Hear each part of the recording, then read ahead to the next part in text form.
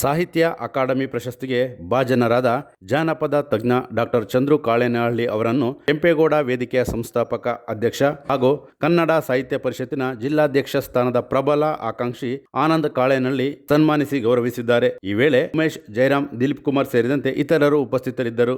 ಚನ್ನರಾಯಪಟ್ಟಣದ ಚಂದ್ರು ಕಾಳೇನಹಳ್ಳಿ ಮನೆಗೆ ತೆರಳಿ ಭಾಗ್ಯಮ್ಮ, ಚಂದ್ರು ಕಾಳೇನಹಳ್ಳಿ ಇಬ್ಬರನ್ನು ಆತ್ಮೀಯವಾಗಿ ಅಭಿನಂದಿಸಿ ಗೌರವಿಸಿದ್ದಾರೆ.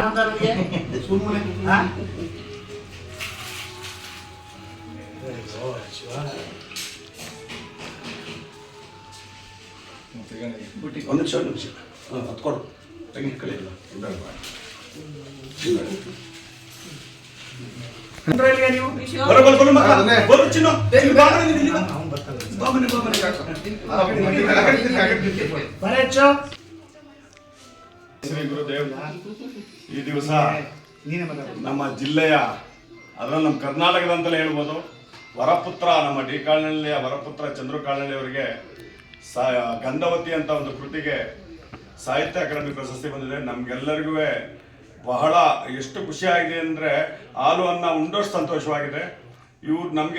ಇವರು ಸುಮಾರು ಕೃತಿಗಳಿಗೆಲ್ಲ ಇವರಿಗೆ ಪ್ರಶಸ್ತಿ ಬಂದಿದೆ. ನಮಗೆ ವೇದಿಕೆ ಸಿಕ್ಕಿತ್ತಿಲ್ಲ ಹಂಚ್ಕೊಳ್ಳೋಕ್ಕೆ. ನಮ್ಮ ನಾಡಪ್ರಭು ಕೆಂಪೇಗೌಡ ವೇದಿಕೆಯಿಂದ ನಮಗೆ ಹೃದಯ ತುಂಬಿ ನಮ್ಮ ಚಂದ್ರು ಕಾಳೇನಹಳ್ಳಿ ಅವರಿಗೆ ಇನ್ನು ಹೆಚ್ಚಿನ ಕೇಂದ್ರ ಸಮಿತಿಯಿಂದಲೂ ಇವ್ರಿಗೆ ಪ್ರಶಸ್ತಿ ಸಿಗಲಿ ಅಂತ ಈ ಮೂಲಕ ದೇವರಲ್ಲಿ ಪ್ರಾರ್ಥಿಸ್ತೀನಿ. ಈ ಮಾಧ್ಯಮ ಮುಖಾಂತರ ಹೇಳೋದೊಂದೇ, ಇವರು ಪಟ್ಟಂತ ಶ್ರಮಕ್ಕೆ ತಕ್ಕ ಪ್ರತಿಫಲ ಸಿಗಬೇಕು ಅಂದರೆ ಇವ್ರನ್ನ ನಾಟಕ ಸಾಹಿತ್ಯ ಅಕಾಡೆಮಿಗೆ ಅಧ್ಯಕ್ಷರಾಗಿ ಈ ಘನ ಸರ್ಕಾರ ನೇಮಿಸಬೇಕು ಅಂತ ಈ ಮೂಲಕ ನಾನು ಕೇಳ್ಕೊತೀನಿ.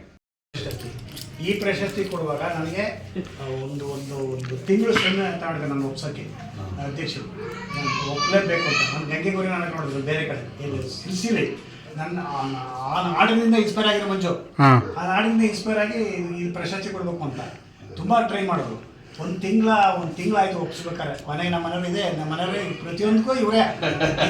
ನಾನು ಯಾವ್ದು ರಿಜೆಕ್ಟ್ ಮಾಡಿದ್ರೆ ಬೇಡ ಅಂತ ಅಂತೀನಿ. ಅದು ತಜ್ಞ ಪ್ರಶಸ್ತಿ ಇದು ತಗೊಂಡಾಗ ತಗೋಬೇಡ ರಿಜೆಕ್ಟ್ ಮಾಡುವಂತ ನನಗೆ ಹೇಳಿದ್ದು. ಇವತ್ತು ಪ್ರಶಸ್ತಿ ಕೊಟ್ಟರು ತಗೋಬೇಡ ರಿಜೆಕ್ಟ್ ಮಾಡುವಂತ ನನ್ನ ಗುರುಗಳ ಹೆಸರು ಕೊಟ್ಟಿರೋದು, ಅದು ನಾನು ರಿಜೆಕ್ಟ್ ಮಾಡೋ ಅಂತ. ಅದು 50,000 ರೂಪಾಯಿ ಅವಾರ್ಡು, ಇದು 50,000 ರೂಪಾಯಿ ಅವಾರ್ಡು, 25,000 ರೂಪಾಯಿ ಅವಾರ್ಡು ನಾಟಕ ಅಕಾಡೆಮಿ ಅವಾರ್ಡು. ನನಗೆ ಬೆಂಗಳೂರಿಗೆ ಹೋಯ್ತಂದ್ರೆ ಸಂಸ್ಕೃತಿ ಇಲಾಖೆಯಲ್ಲಿ ಇನ್ಯಾವ ಅವಾರ್ಡ್ ಬರ್ಬೇಕಪ್ಪ ನಿಂಗೆ ಇಲ್ಲಿ